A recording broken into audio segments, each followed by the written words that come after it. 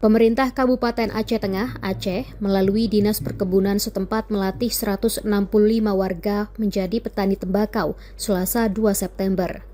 Pelatihan yang digelar selama 3 hari ke depan ini bertujuan untuk menambah lahan tembakau seluas 1.500 hektar yang ditargetkan mulai ditanam pada akhir September.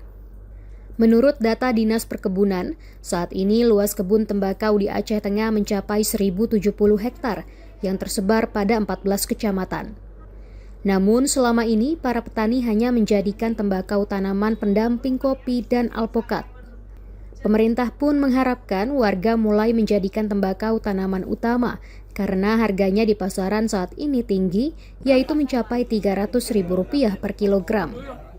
Bupati Aceh Tengah, Haili Yoga, usai membuka pelatihan tersebut menyebut, pada pelatihan masyarakat diberi edukasi mulai dari pembibitan, penanaman, cara memanen, hingga pemasaran. Terlebih saat ini ada perusahaan swasta yang bekerja sama dengan Aceh Tengah untuk menyuplai tembakau iris dengan kebutuhan 3 ton per hari. Karena tembakau ini ada di pihak dana bagi hasilnya, tentu ini mungkin 1.000 hektar, Pak. 1.500 hektar akan kita kembangkan di Aceh Tengah. Dan ini bisa bertambah. Karena apa? Karena tembakau ini adalah menjanjikan untuk pendapatan masyarakat kita. Mungkin demikian, kami harap juga kepada para petani untuk betul-betul serius, giat, pahami dengan pelatihan ini, sehingga nanti waktu mulai menanam, paham apa yang dilakukan, kapan pemupukan nanti, pasca panen harganya juga stabil. Karena apa? Karena kualitas daripada tembakau. Pemkab Aceh Tengah mengharapkan masyarakat memanfaatkan lahan di sekitar yang tidak produktif untuk mulai menanam tembakau. Terlebih tembakau hijau gayo memiliki cita rasa khas yaitu beraroma kuat yang berbeda dari tembakau dari daerah lainnya sehingga menjadi daya tarik konsumen. Dari Kabupaten Aceh Tengah Aceh, Trifani, Kantor Berita Antara, mewartakan.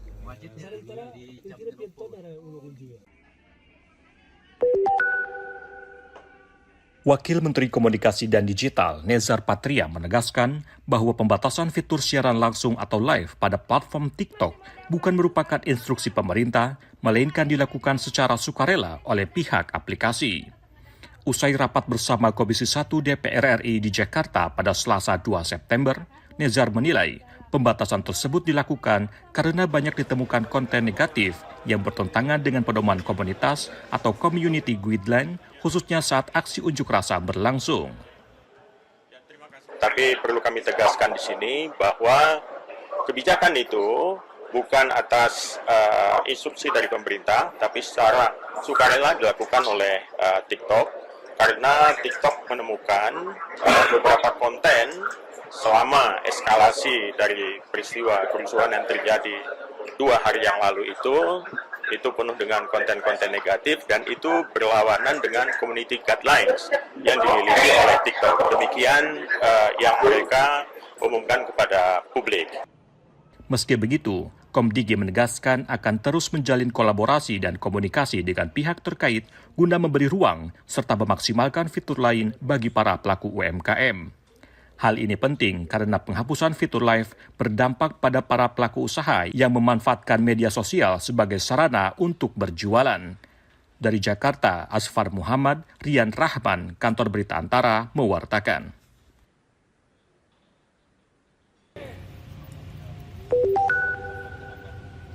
Sejumlah petugas TNI Angkatan Darat dari Rindam Siliwangi diterjunkan untuk mengamankan gedung pemerintahan di kawasan pusat pemerintahan Kota Tangerang Selasa 2 September.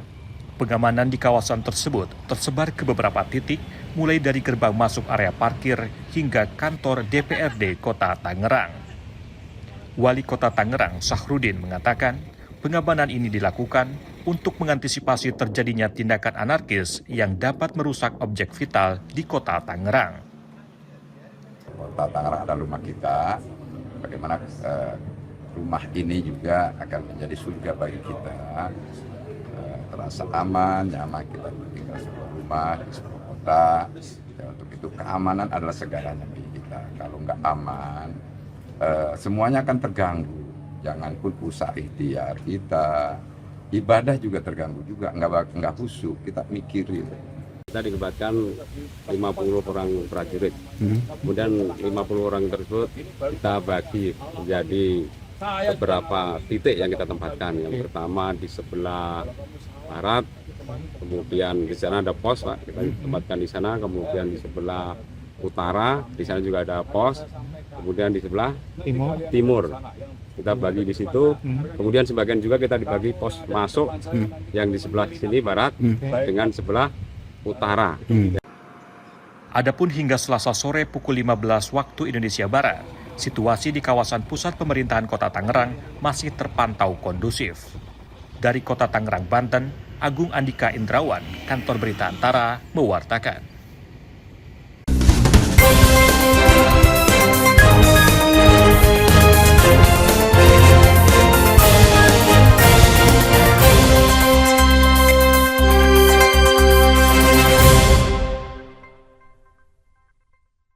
Halo Sobat ATR BPN, tanahmu ingin disertifikatkan?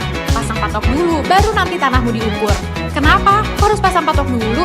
Ada keuntungan dari pasang patok. Pertama, pengamanan aset dengan kepastian batas bidang tanah. 2. Meminimalisir sengketa dengan pemilik bidang tanah yang berbatasan. 3. Memudahkan dan mempercepat petugas pertanahan untuk mengukur dan memetakan tanahmu. Pasang patok itu gampang, bisa dilakukan sendiri, karena bisa dibuat dari beton, pipa besi, pipa paralon, atau kayu. Tapi ingat, yang pertama, pemasangan patok itu harus kesepakatan antara pemilik tanah dengan tetangga yang berbatasan. 2. Ukuran patok tanah yang dibuat sekurang-kurangnya sepanjang 50 cm.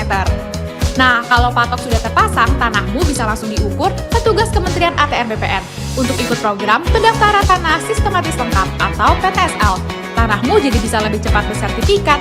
Ayo pasang patok tanahmu, pasang patok, anti cekcok, anti caplok. Pengen deh lapor korupsi 198. tapi jangan-jangan gratifikasi ya? 198. Apaan sih 198? Mulai dari informasi gratifikasi, pengaduan dugaan pidana korupsi, hingga informasi publik apapun, cukup telepon ke 198.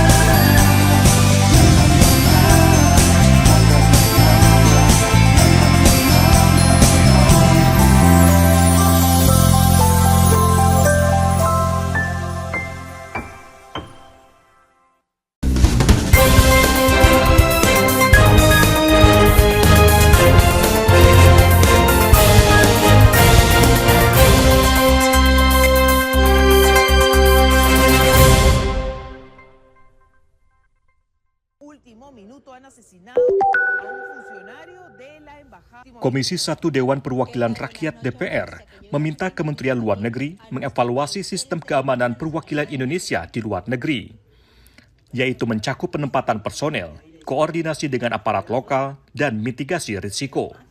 Hal ini menyusul penembakan seorang staf Kedutaan Besar Republik Indonesia KBRI di Lima, Peru pada Senin malam waktu setempat.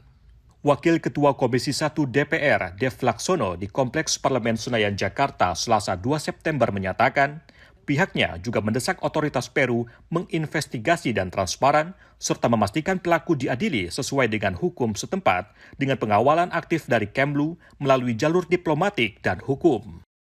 Nah, maka itu kita minta untuk aparat hukum kita dan juga dari pemerintahan Peru untuk mendalami ini dan juga membongkar kasus ini seperti apakah ini ditargetkan hanya kepada diplomat kita atau kepada seluruh diplomat yang ada di Lima. Kedua, kita meminta agar ditelisik lebih dalam dan juga ada SOP-nya untuk pengamanan kepada diplomat kita. Dev menambahkan, Komisi 1 DPR akan meminta penjelasan resmi dari Kemlu terkait kronologi, respons awal, dan rencana tindak lanjut sebagai bagian dari upaya memperkuat akuntabilitas dan perbaikan sistem ke depannya. Sebelumnya, penata kanslerai muda KBRI 5 Zetro Leonardo Purba ditembak 3 kali oleh orang tak dikenal saat bersepeda bersama istrinya di kawasan Lens 5 pada Senin 1 September malam waktu setempat. Dari Jakarta, Asfar Muhammad, Rian Rahman, Kantor Berita Antara, mewartakan. Komisi Nasional Hak Asasi Manusia Komnas HAM mengungkapkan terdapat pelanggaran HAM dalam kasus kendaraan taktis Rantis Brimob Polda Metro Jaya yang melindas seorang pengemudi ojek online, Afan Kurniawan, pada Kamis 28 Agustus lalu. Kesimpulan tersebut disampaikan Komisioner Pemantauan Komnas HAM, Saurlin P. Siagian, usai menghadiri gelar perkara yang dilakukan Divisi Propam Polri di Jakarta pada Selasa 2 September. Saurlin juga menyebut penanganan dugaan tindak pidana oleh 7 anggota Brimob tersebut akan diserahkan kepada Bareskrim Polri untuk diselidiki. Seraya memastikan Komnas HAM akan terus mengawasi proses penanganan kasus tersebut baik dari sisi etik maupun pidana. Tadi disimpulkan bahwa ada dugaan tindak pidana dan juga pelanggaran etik dan akan dilimpahkan ke Bareskrim Polri. Komnas HAM akan terus melakukan fungsinya untuk melakukan pengawasan dan juga pemantauan terhadap proses ini untuk memastikan suatu proses yang berkeadilan dan juga patut. Saurlin menambahkan, pihaknya juga akan melanjutkan pemeriksaan Rantis, pencarian fakta-fakta lain agar utuh, dan pengumpulan keseluruhan rekaman CCTV untuk mengetahui susunan peristiwa dari awal hingga akhir. Dari Jakarta, Angga, Kantor Berita Antara, mewartakan.